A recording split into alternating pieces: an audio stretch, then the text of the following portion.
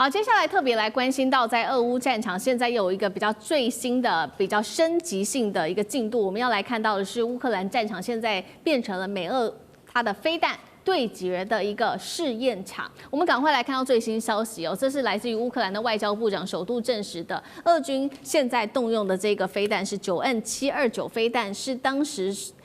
被这个中程核飞弹条约明令得禁止的这个飞弹，现在竟然用它来攻击乌克兰哦，算是俄军首度的动用了。那么它的射程，根据了解，最大射程是2500公里，而且它是可以搭载核弹头跟传统弹头的。过去刚刚说了是被美俄列为是中程核飞弹条约里面禁用的一款飞弹，为什么他要把它拿出来呢？这一回，等一下我们都会一起的来做解读。那么它是来自于这个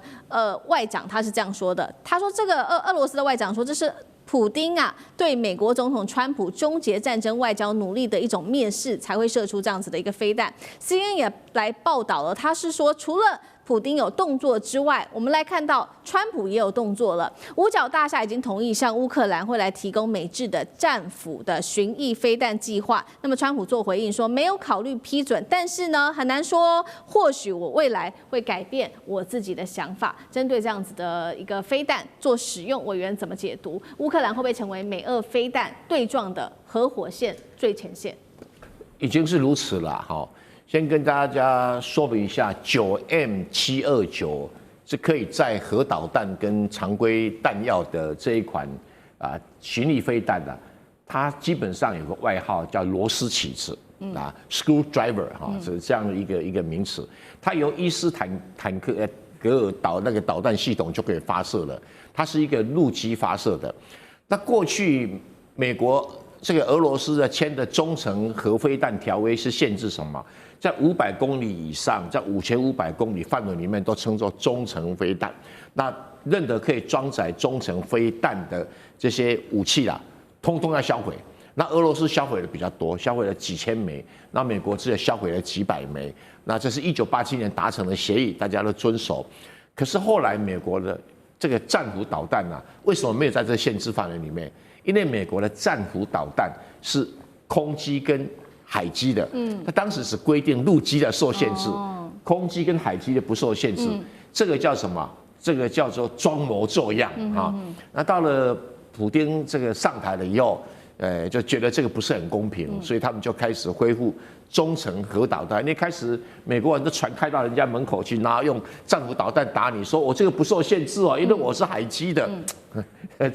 这个叫掩耳盗铃嘛那所以俄罗斯它当然没有那么大的海军的舰队，所以它就开始发展这一类的中程核飞弹。那这一次在乌克兰上面就把这个9M729拿出来。其实最早要限制的，美国想限制的就是9M729，这个叫螺丝起子导弹。那听说精准度比战斧导弹不晓得高多少。那我们就看看乌克兰面临现在处境几乎他们想打的地方没有打不中的这是乌克兰目前比较头痛的地方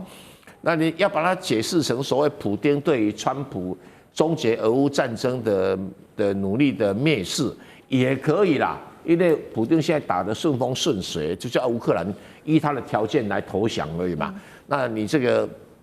川普你给他什么？他说我打这么久了，你能给我什么？那再加上这个。红军城只要陷落，应该差不多了。如果只要陷落，那这场战争就结束了，剩下已经不是重点了。所以他用这个俄罗斯式的战斧导弹怎么打？他说只要他成本划得算，他就会怎么打。好，所以我们看到现在美俄的飞弹现在在乌克兰境内不断的互轰。那另外一方面，战场的第一线，刚刚委员帮我们特别提到的红军城，现在呢对于乌克兰来说非常的不利简直可以说是陷落了。我们来看到，现在乌军的部队仍然是在东部的重镇这个红军城这边展开一个全面行动，要反击这些入侵的部队。那么俄罗斯的说法，他说早就已经用前行的攻势完成了对于红军城的包围。美国智库是这样分析的，他说，俄军突袭部队正在寻求绕过乌克兰，在红军城的据点路线渗透到乌方的这个防线的后方。简单来说呢，现在战争研究所的一个披露，意思就是说，俄军派出他们的炮灰部队做前锋，来吸引乌克兰的无人机跟炮火。那么吸引到之后呢，他们再用自己的主力部队去锁定坐标，来做一个比较精准针对于乌克兰的轰炸。怎么看这样子的一个做法，吕舰长？我们刚刚讲到这个9M729的那个飞弹啊，其实它就是长成这个样子，它是左边的这一枚，右边这一枚呢，就是刚刚郑源老师所讲的伊斯坎格尔的这个飞弹，它是可以用同一个运输载具的。但是呢，我们看到这个俄罗斯的国防部它有趣了，它公布他们这两款飞弹其实都是同一个载具发射，它公布的射程呢，480公里，490公里，这根本就是掩耳盗铃，绝对不是这样的一个射程。是这样的真正的，如果按照这个智库的研判的话，它的是2500公里。2500公里是一个什么概念？也就是几乎所有北约的成员国通通在内。那当然有很多的说法，说为什么会使用这一种飞弹？那大家有人说，哎呀，这个俄罗斯的飞弹要用尽了，错。其实它真正的原因，也就是展现它的核武实力。因为这个其实，按照我们一般的讲法，也就是核弹头跟常规弹头都能使用。它现在用的是常规弹头。但是我这样子慢慢的飞啊，我就是让你们看清楚，这个未来可以携带核弹头，你们再说用这一个战斧试试看。战斧是怎么一回事？大家忘了吗？战斧就是提风飞弹，提风飞弹在今年的这一个互生匕首的这个军演的时候，实际上已经在澳洲发射过一次，它就是从陆地上发射的，所以美国早就没有在搞这个中导协议的那个约制了。那至于红军城的部分，因为有很多的我们的观众在讲，小舰长你讲红军城已经讲了1年多了，对，因为很难打。那这一次现在我们讲到说这个前行攻势，就是这个位置，其实红军城在这个位置，然后其实这个两边前行之后呢，直接封锁了它的那个未来它的一个乌克兰部队它可以撤出的路线，我们在这里可以看得更清楚哦。也就是现在俄罗斯的打法，它就是我们刚刚讲到的这个义务海军陆战旅直接切穿。它为什么要这样切穿？因为它这样切穿之后，让这个红军城这一片通通都是红军城，让红军城的乌军直接切割成2个部分，那这个比较浅红色的都是10月他才刚占领的。我们不要忘了前行有另外一边啊，它这里就是要跟上面呼应，然后直接的汇合之后，然后这下面的就直接的被那个前行包围在里面。这就是俄罗斯从我们之前讲到的库斯克一直打到现在红军城，他一直使用这个路线，而且这里面最糟糕的，我们刚刚讲到这个北边，也就是罗金西克的部分，那南边呢，其实我们所看到的这个谢利多沃这个部分，它有一条公路，这个公路其实现在通通都在俄罗斯的手上。那在俄罗斯的手上是什么状况？它可以不断的那个军援它的最前线的部队，但是相对于乌克兰来讲，它后继无力。所以我们讲到说，这一个红军城大概也就是在这一个礼拜，大概就已经被扫平。这个已经可以算是当年乌克兰为了因应俄罗斯的可能威胁建立的堡垒城市的最后一个。好，所以我们刚刚看到是红军城，也就是战场的第一线，提供给观众朋友现在最新的战情。那另外一方面，在外交领域，我们也要来看到的是，原本大家还记得吗？当时不是说了吗？这个川普跟普丁2个人会见上面来谈这一场布达佩斯的和平谈判。本来说是要延期，但是来自于英国的《金融时报》最新爆料，他说事实上俄方是非常不满意美方的，因为他当时呢，其实俄方开出了备忘录条件，包括3个，第一个要乌克兰割地，第2个要裁军，第3个不加入北约，但是后来双方没有谈好，等于是破局了吗？美国接下来会不会对俄罗斯采取一个更强烈的反扑？杨老师又怎么看？